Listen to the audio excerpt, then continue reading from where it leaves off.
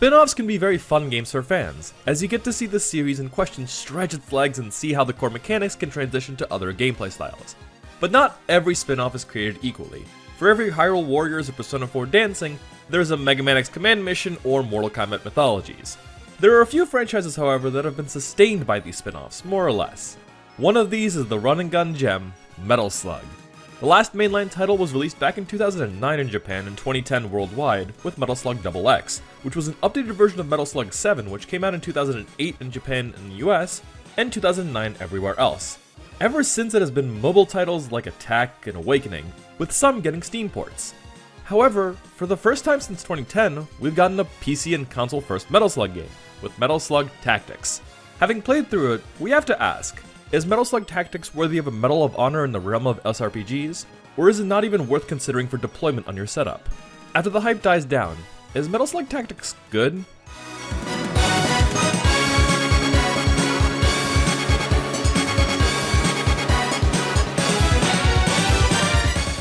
The story is as simple as the other Metal Slug games. Morden's back in action. After being hidden away in a foreign country, he stages a coup and takes over the region.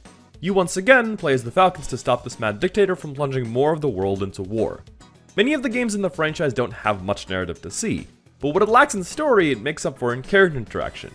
If certain requirements are fulfilled, you get access to conversations between characters, and this is where their personalities shine, and you get some backstories as well. A lot of these are quirky conversations, like how Nadia yells at Clark for being the most obvious secret spy imaginable, to backstory like how Theo just really wants to be a medic against her father's wishes. These do a lot to give the members of the Falcons their own distinct feel rather than just being different people in the same army. As mentioned before though, this is just a small part of the game. How do the tactics hold up? The game is structured like a roguelite. At base, you can purchase new potential upgrades to find during runs and loadouts for characters to use, and take on the runs in question with a 3-man team of your choice. You have free reign to start in either the desert, the tombs, or the jungle once you unlock the areas. Once you have selected the area of choice, you have 3 missions to do in an area before a boss shows up, which you must defeat to clear the area. Each mission can give you a variety of rewards, from new weapon upgrades to gold to purchase upgrades when you get a freed area to more experience. There's a handful of mission types, from simple route missions to surviving a set amount of turns to destroying an important structure. Each mission also has a secondary objective, be it a harder version of the main mission, a clear turn count, or having a certain amount of kills or frags with a certain unit, that offer even more goodies. A run ends when you take on and defeat Morden or fail a mission's main objective. Many of the Metal Slug staples return as well, from being able to free captured prisoners to the goofier side like mummies being able to turn you into mummies if you get hit. The main challenge comes from your character's skill sets and how the game emphasizes big plays. First is through movement. As you move on a grid, you gain 2 things, adrenaline and dodge defense. Adrenaline is how you're able to use special actions outside of firing your gun of choice, be it utility moves like Theo's Nudge, buffs like Marco's Forced March, or damage like Ralph's Vulcan Punch. Dodge defense determines how much damage is negated from attacks, and the main form of defense comes from this dodge defense, as there are very few spots for cover, and while it does add 2 defense to ranged attacks like bullets and grenades, it doesn't protect against direct attacks, so most of your defense comes from dodge. The main thing that makes this system work is how the resources are allocated. You gain more dodge and adrenaline the farther you move, and the more is added based on the amount of times you have to jump across gaps. And while the adrenaline only gets reset from mission to mission, the dodge chance gets reset each turn, so you have to always plan ahead and not make any dead moves or small adjustments. Coupled with how there's no permadeath unless you run out of revives, which can be gotten during the run, and this game really pushes you to be on the offensive constantly. The other is through synchronization. Each character can tag on extra damage if the enemy is within firing range of their basic weapon without moving, and can be popped multiple times on regular enemies or only once on important enemies like towers, convoys, or bosses. This not only incentivizes big moves but also positioning and chain kills, especially with certain skills. This makes Metal Slug Tactics closer to something like puzzle mode in Wargroove, as each map can be cleared in as few as 2 turns if you're able to chain actions together in right ways. And the game rewards you with many goodies if you're able to utilize skills in certain ways. Be it with new loadouts for winning runs with certain characters, or new skills and conversations with teamwork and having characters play off of each other.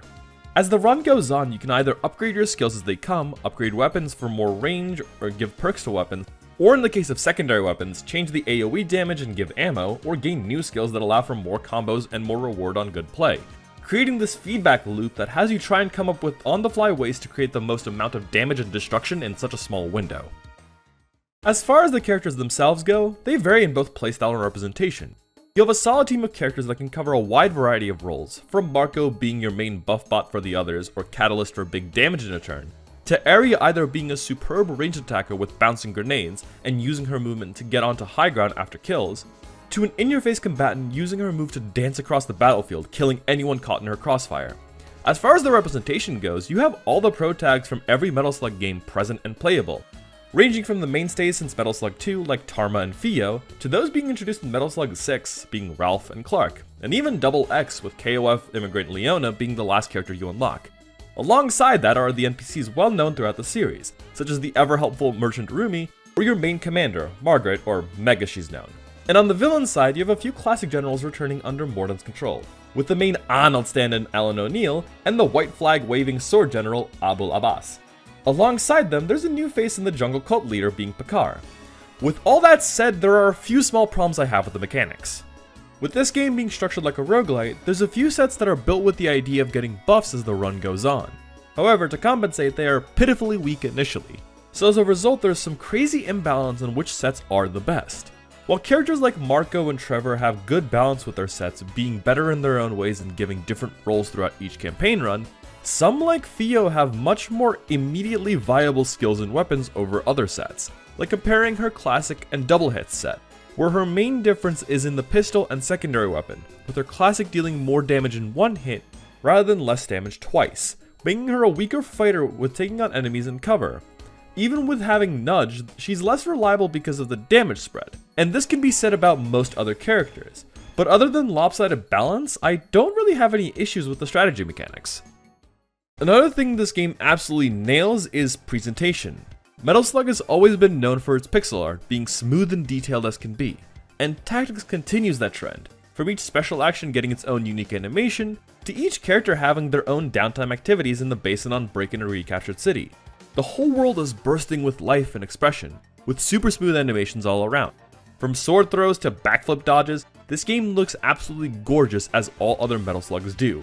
Even the hand-drawn art fits, with being more harsh on all characters, looking battle-ready. The soundtrack is something that really grew on me. The fantastic T-Lopes of Sonic Mania and TMNT Shredder's Revenge fame strikes again, with another great OST for his resume. The tunes are bouncy map themes that fit with the more grounded but still high-action feel that Metal Slug is known for. Standouts include All Grenades No Shade,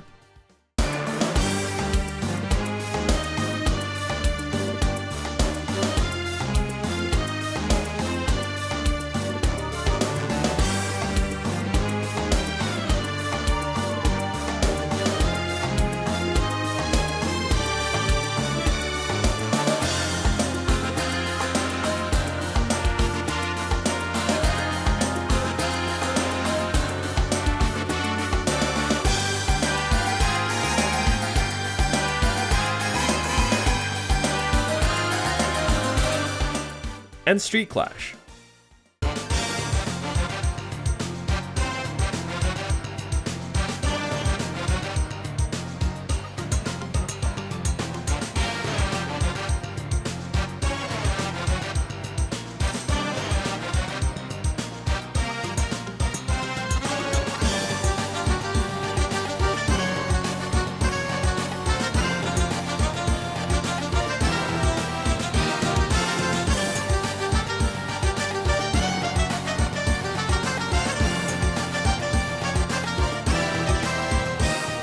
It's not mind-blowingly fantastic, but it is an OST that very much is slept on by many, including myself initially.